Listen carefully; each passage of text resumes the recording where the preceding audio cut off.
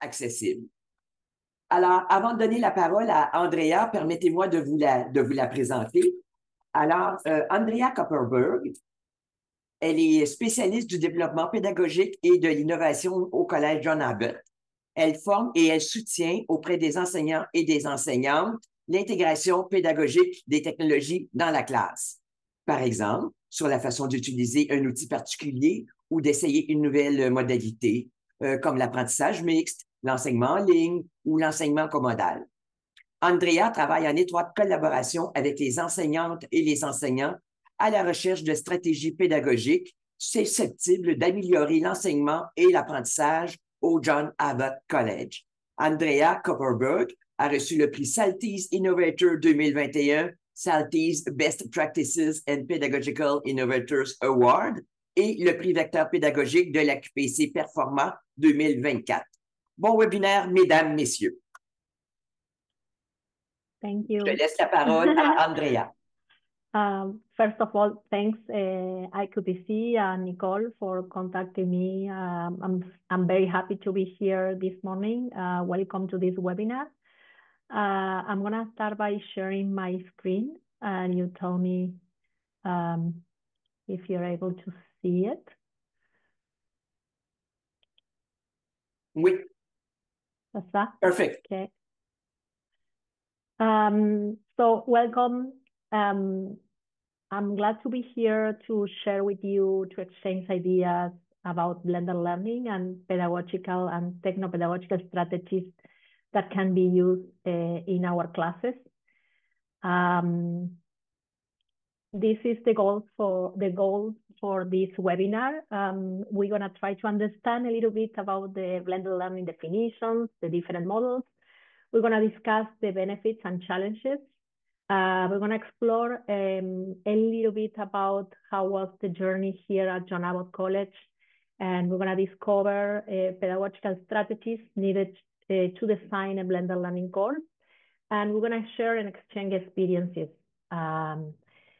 So I'll have you work a little bit. We're going to interact a little bit during the webinar.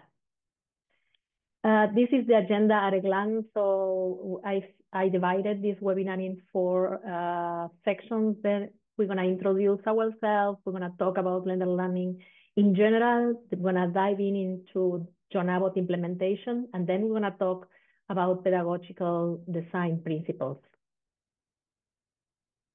So you already done it. So welcome everybody.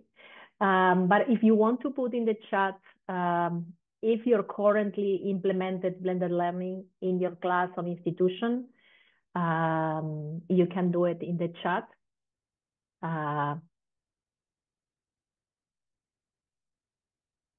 No, okay, thank you. So we're gonna try to summarize and work together on that.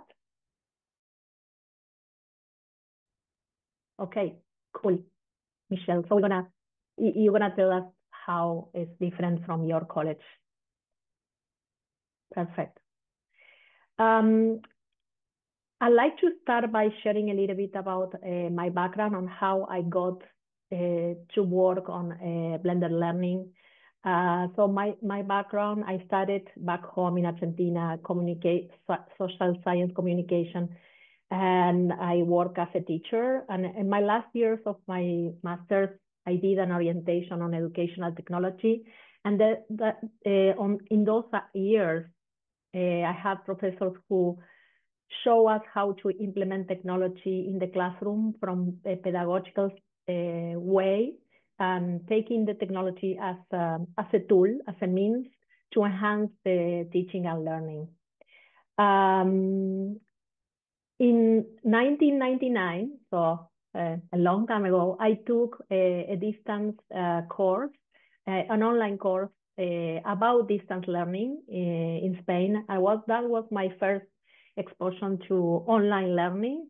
At that time, the computer was the same as you see it my computer was the same as you see in the slide. So imagine internet connection was nothing to do what we have now. And it was all asynchronous work that we had to basically read material and post in a forum and wait until others post. Of course, there was a very, very different experience than now when we take an online course. When I came here almost 23 years ago, I decided to study a master's in educational technology. And that's where I dive into the technology implementation in the classroom and the corporate setting as well. And then I kept working in the education setting until I had the chance to work at John Abbott College as pedagogical counselor. And 2 months after I started, the pandemic started.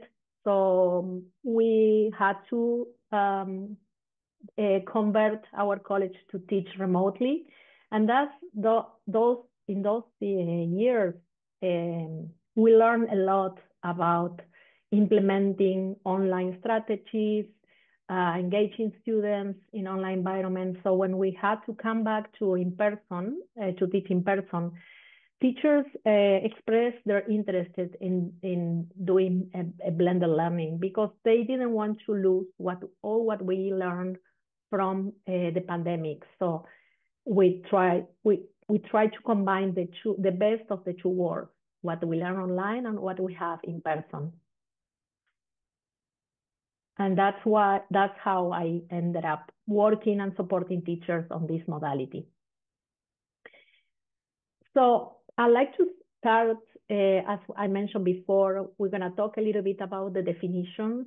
So we have one term, but we can have multiple interpretations, and the blended learning interpretation it will depend on the institution, how the institution wants to implement.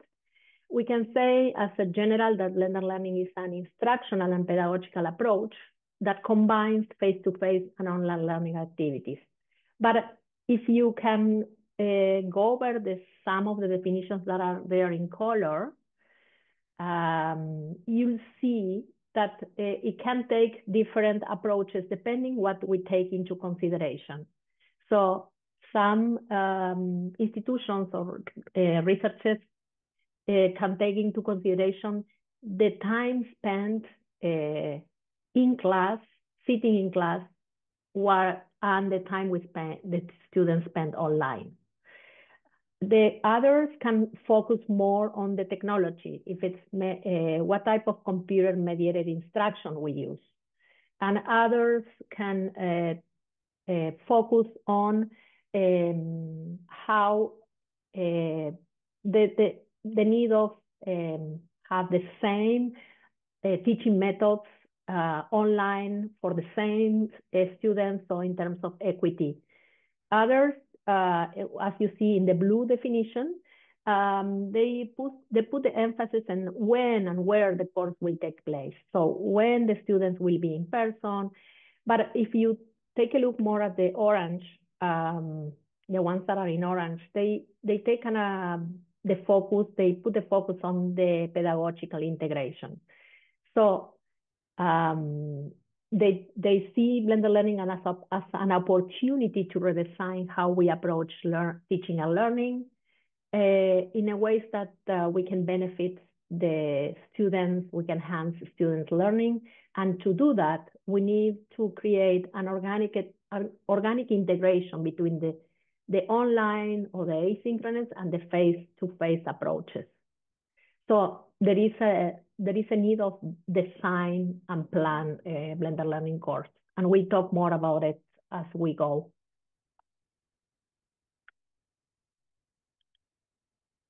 So I added here a couple of models. You will find some others if you do more research. And the research says, as I mentioned before, there is no one definition of blended learning. So we have some models that the institutions can implement. The first one that I put here is the flipped classroom. The flipped classroom is when the teacher pre-assign activities such as videos, podcasts, and online resources. And then the students complete this independently. And when they go to the class face-to-face. The teacher is not going to reteach what the students watch. The idea is to profit that time to do group work, activities, tutorials that help students recap on the independent work that they did by themselves. The second model, it's called block model, where we have the face-to-face and online modalities are structured in a routine, in a sequence of activities that are designed based on pedagogical approach. And we talk more about this because this is the model that we encourage teachers at John Abbott to use. And then the third one is the fully online. So when the classes are, so the students don't meet in person with the teacher, so there can be fully online, or they can have also asynchronous activities that the students need to complete during the duration of the course. So I think we could use the chat, and I'll ask you to, based on what we just talked, if you can mention some of the benefits that you see when teaching blended.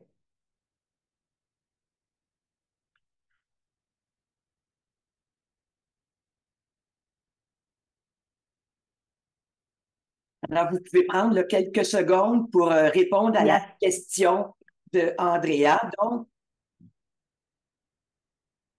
what are the benefits when we're teaching blended learning courses? We'd like to read you. Thank you. Yeah, exactly. You can reach many students that might not be able to attend in person. Yes, we can differentiate. We can use different pedagogic approaches, and exactly the independence, the flexibility, motivation. Yeah, exactly. More time in class for exercise. Yes, yeah. And now, thank you for your participation. What are the challenges that you think we can face when teaching blended learning?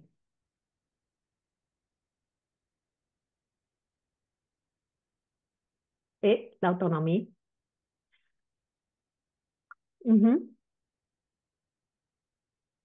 Exactly.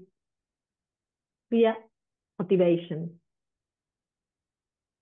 Okay, yeah, I see the challenges. Distractions, yeah.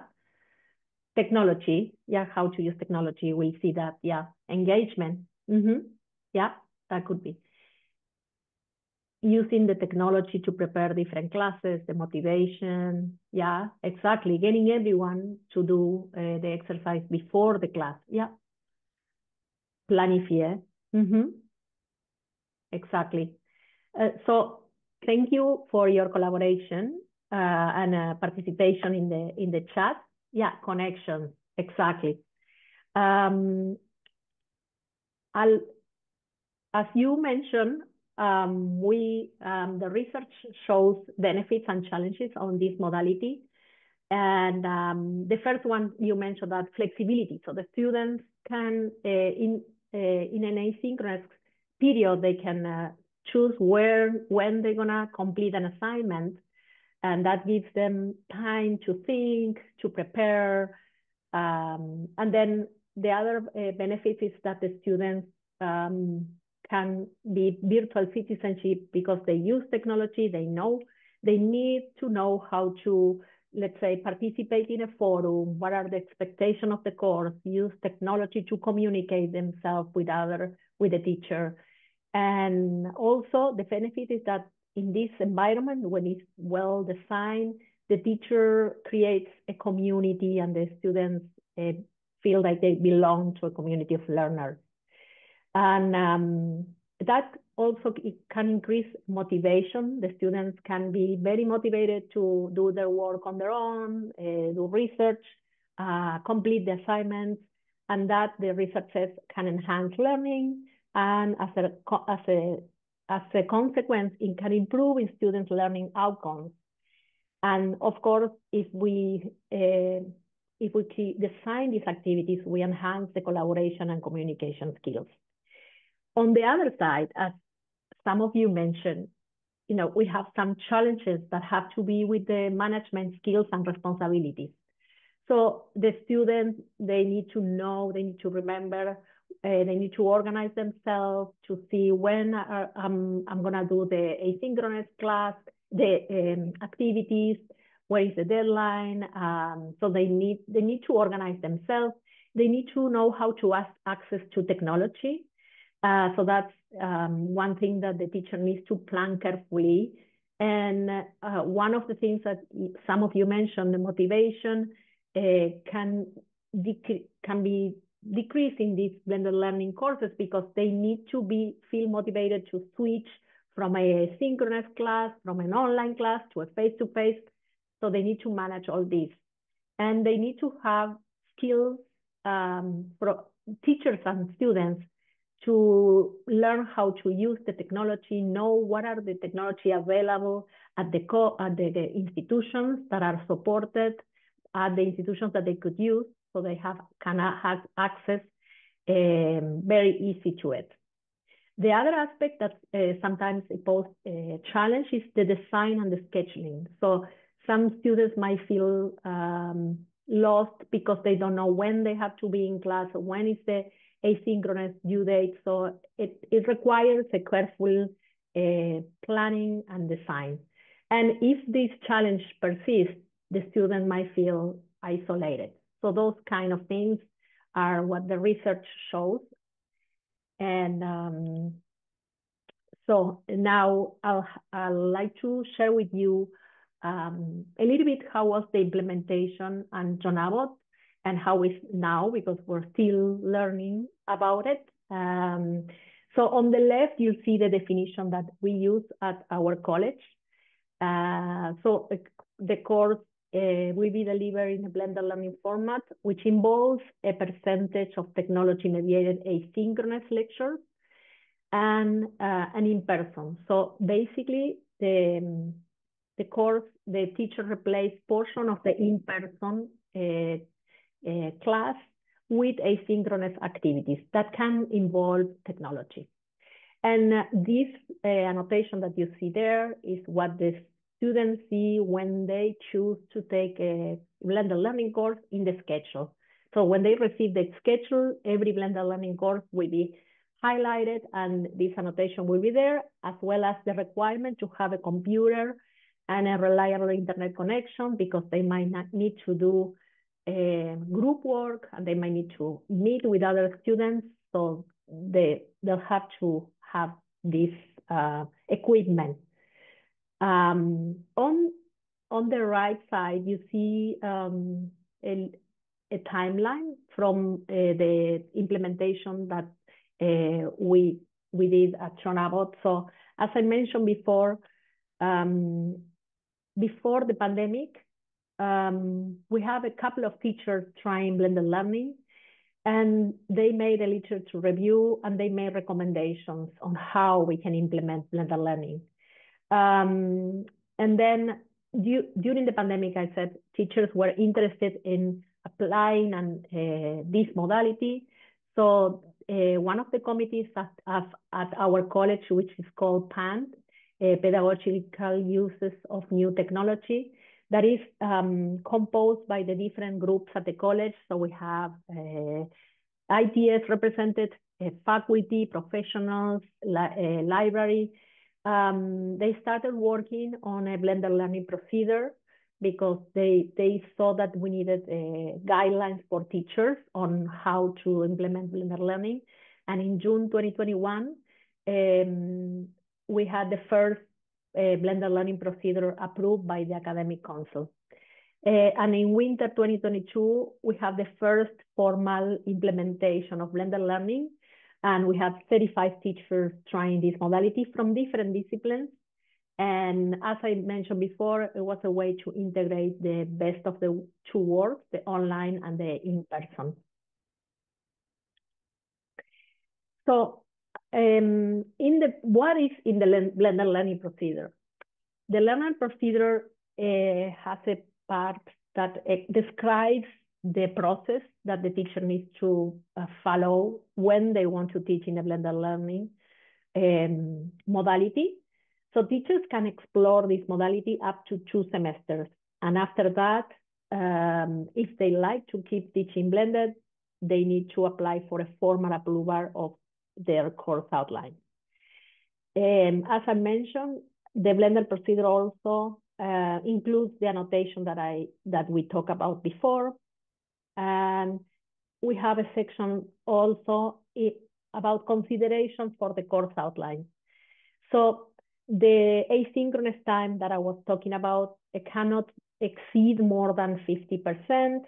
We also require the teacher to have the first class on the first week of class and the second one to be in person. And this is what we encourage the teachers to use to create this community of learners, because the student needs to feel part of the class, of this community. So and then the last class as well, so they can debrief on the class, how was the learning class, about the content, anything that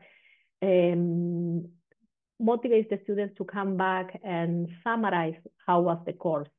And also in the first classes, we encourage teachers to work on the technology. If you're going to use a platform, you should show how to log in, why you're going to use it, and how they're going to use it.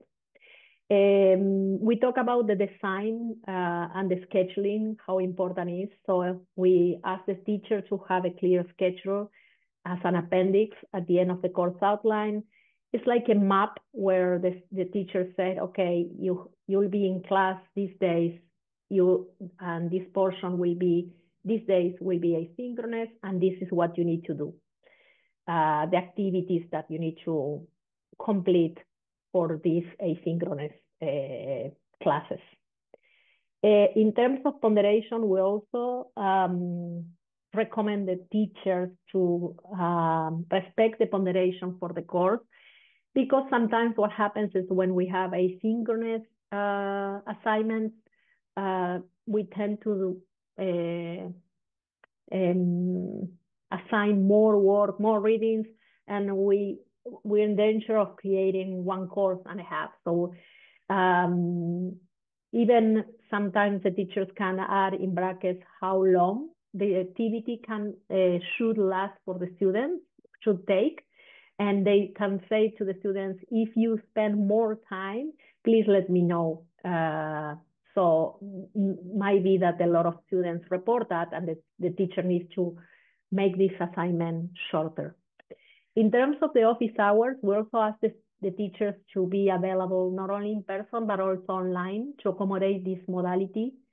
And in the teaching methods, under the session teaching methods in the course outline, the teacher should add why the course is blended and what is the rationale of having the asynchronous and in person, what are the things that they'll do in both instances.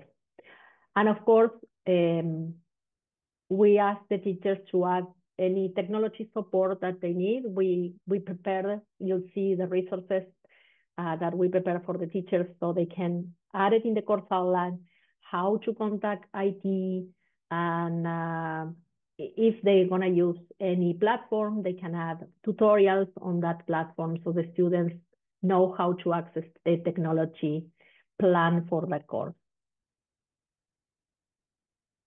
So how is the support that we provide at John Abbott? So if a teacher wants to teach in a blended learning format, they meet with the pedagogical innovation specialist. They usually meet with me, and we meet at the beginning of the semester or when they are planning to teach blended, and we also meet at the end to debrief on the course. Sometimes the teacher realizes, okay, they want to decrease the asynchronous, they want to try another platform. So it is good to have this debriefing moment and to summarize things, to reflect on things.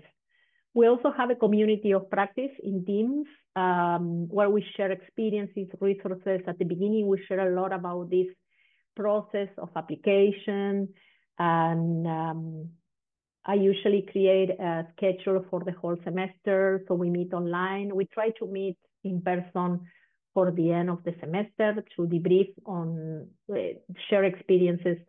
And we discovered that it's very enriching to have teachers from different disciplines sharing their experiences, teaching blended, because they can provide input for other teachers that they didn't realize to implement different strategies. We also have teacher release to work with me and the teachers who are applying for blended learning. We created resources for teachers. I'm going to show you in a couple of slides. We have a survey at the end of the semester to disseminate information about the experiences from the student side and from the teachers. So it helps us prepare plan workshops and see how we can improve this modality. We wrote a blended learning report at John Abbott that is available, and we also have a community in Teams. So I put here, if you want to share how is blended learning at your institution, in the chat. So you can add it in the chat and I'll...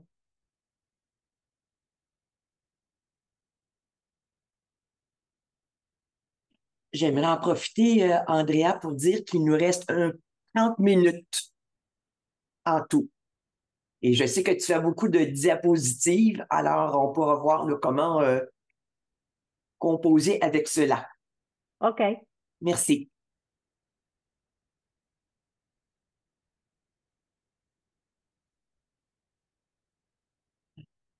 Okay, so I'm gonna move forward based on the comment. These are the resources available. I know Nicole will share the PowerPoint, so you can go over different resources created for students. And this is the middle one is for teachers, and then resources for students, as I mentioned, with tutorials that they can go over, links to the ITS, IT support. And now we're going to enter the design of the blended learning course, for more in the, I say, in the kitchen of blended learning. And to do that, I took two frameworks that I want to share with you. One is the backward design. And you see the three steps that we take when we use the backward design, but more geared to blended learning. So then identify the blended learning goals and skills that we want the students to acquire at the end. And then see how we're going to assess the students, what type of assessment, formative and summative, that will disseminate to students. And then the third one is how you want to map out your blended learning course. In terms of the other framework, I added here the community of inquiry. You might know about it. This is a model developed for online teaching and learning. And we're implementing at John Abbott when we have meetings with the teachers, because it helps and promote the idea of community of inquiry and community of learners. And we have three main aspects that combine, overlap. They can promote a good educational experience for our students, which are social presence, cognitive presence, and teaching presence. So here I a little bit elaborate what could be the social presence when we are designing a blended learning course. So it's more about the social experience that the students can have. For example, if we have an online discussion forum, so we try to encourage the students to participate and identify with the group of students, make themselves like interact, make themselves like part of the community. And that will be dependent on the teaching presence, which are the instructional design, all the things that we as teachers gonna plan for this course that facilitate the interaction, the discussion, and the organization of the course. And last is the cognitive presence and how we can plan the course so the students will use metacognition skills, will reflect on what they learn and how they learned. And the idea is to create this community to go beyond the students of acquiring content and more about the experience of learners or of learning. So in the course design, we're going to try to blend and complement what is in person or synchronous with what is asynchronous. So if you see on the two,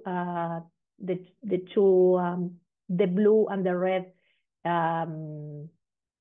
sections, you see the difference between when we interact in person and when we do asynchronous work.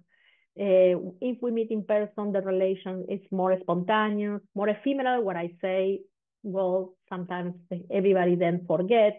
Whereas asynchronous, if I write something, it's permanent, it's in a forum, everybody can read it. There is more peer influence when we're in a room with 40 students and we need to talk and everybody looks at us. But where in a synchronous, when we participate in a forum, it's less intimidating, and there is more reason involved, and there is less rigor, and we have time to think when we are completing asynchronous activities. Whereas when we are in person, there is a direct contact, physical contact with the people, and it's easier to build a community. Whereas in asynchronous, we need the technology to mediate in order to create this bond. So as I mentioned before, we use the block. We suggest teachers to use a block model where we can create a routine or a structure, and the structure is divided before the in-person class, during, and after. So I'm going to give you some strategies. So before the in-person class, the idea is to prepare the students to participate in the class that will happen. So we can have prior knowledge surveys, self-assessment quizzes, pre-readings, assignments that require collaboration, so group work. You can record presentations in PowerPoint and share with the students so they have to listen and watch to it before the class. You can have videos with integrated questions that they have to answer during the video. And you can also have them participate in a forum before the class. When we are in the class, so these are some strategies, mini lectures that reinforce the content, and have active learning activities that help students interact with the content and with other classmates. And you can have mini quizzes at the beginning, survey feedback at the end to see if they have any questions. Some teachers like to recap on posts from the discussion forums, so you can have a slide in your PowerPoint recapping on questions that they came out from the discussions that were online. Group work presentations, you can have small group work. You can have peer review, like a gallery where students can go over other students' work and they have to give feedback. You can showcase 1-2 student work, or you can use classroom assessment techniques, which are a 1-minute paper where the students at the end have to write a couple of sentences of what they learned, think, pair, and share. So trying to think individually and then pair with the classmate, and then they share to the whole class. So what happened after the class? The idea is to connect the theory that the students learn with the practice. So you can have assessment that could be formative or summative. You can have anonymous surveys. Teachers like to have journals that the students can write about what they have learned. Peer reviews, annotation tools as Peruso, so students can share a document and everybody can annotate what a question or if a paragraph of a book is not clear. You can also assign a study group to summarize the class discussion and post it in the forum. So you keep students engaged on what happened during the class. And you can use, the students can use other type of projects, presentations, videos, e-portfolios, and individual or group work. And the idea is to have practice. Some Blender learning courses are more technical, so they can have students do hands-on activities, simulations, games, or case studies to reinforce the theory. And here I added some technology implementation, what is encouraged to the students, to the teachers to implement, and can be some institutions use Moodle, Teams, Lea. The idea is to have everything in one place, so a learning management system can do that, and the teachers can make announcements, post announcements, post readings, create a discussion forum that encourage students to participate, and if they see everything in one place, it will be easier for them to organize. And then, as we mentioned before, the students learn how to be virtual citizens, and they will be part of the community of learners. Other applications that you could implement are, and you might know, Mentimeter, Google Club, Padlet, Microsoft 365 application, etc. And this is a view of a course that I designed for teachers that is still in progress about Blender learning, and it's in Moodle to model teachers how to use Moodle.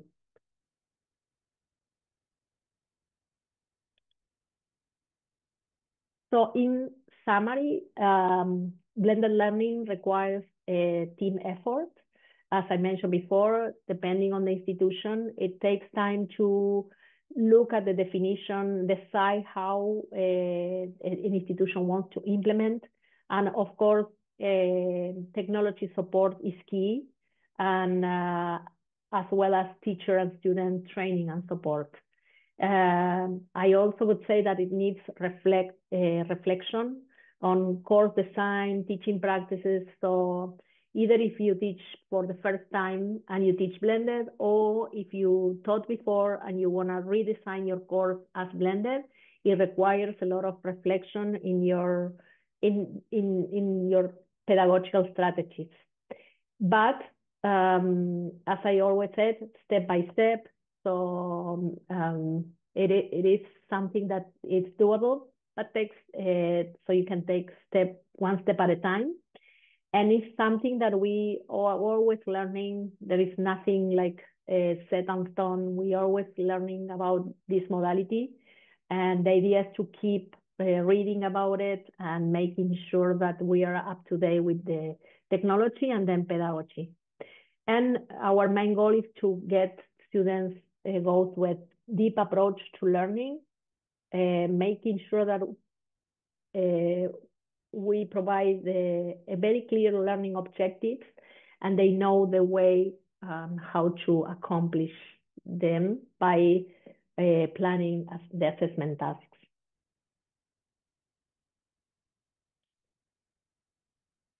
I think I know. This time is like a takeaway, something that you learn, that you like to implement.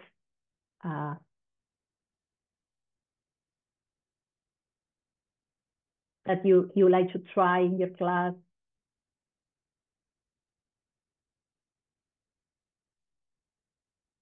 Oops, sorry.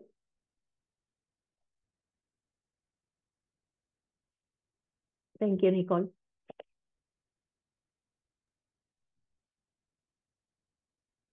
If you want to raise your hand, you can raise your hand too, eh? And wait.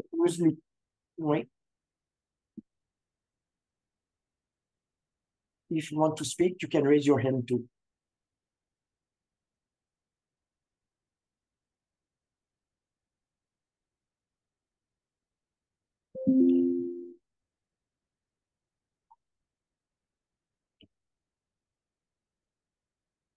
Alors, on va continuer. Oh, How many courses? It depends on the, thank you, Chantal. It depends on the semester and teachers. Last semester, we have 20 teachers taught blended in the fall. And usually when they apply to teach in a blended learning course, they do all the sessions of this course because we want to avoid having the teachers to do like double preparation for the course. Oh, thank you. I hope that answers your question, Chantal. Yeah, the blended block work is more about creating, like I said, a routine of what they need to be done before the class, during the class, and after the class. So the students feel more organized on what they need to do, and they can plan better. But I'm going to share this PowerPoint, and if you have further questions, I can answer. I hope this answered the question, or you have more questions, Michelle?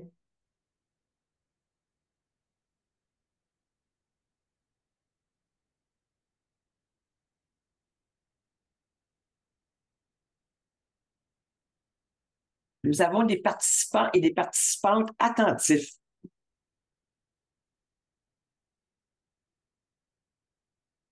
Thank you.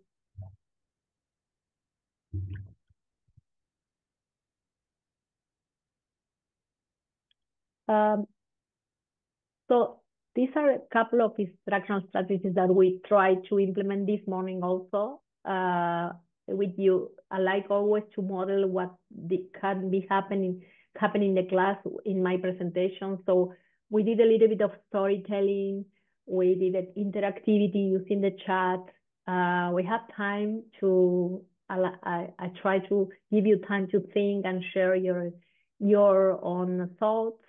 And we have open-ended questions. And I hope this helps us self-reflect. And if you have any other thoughts, let me know.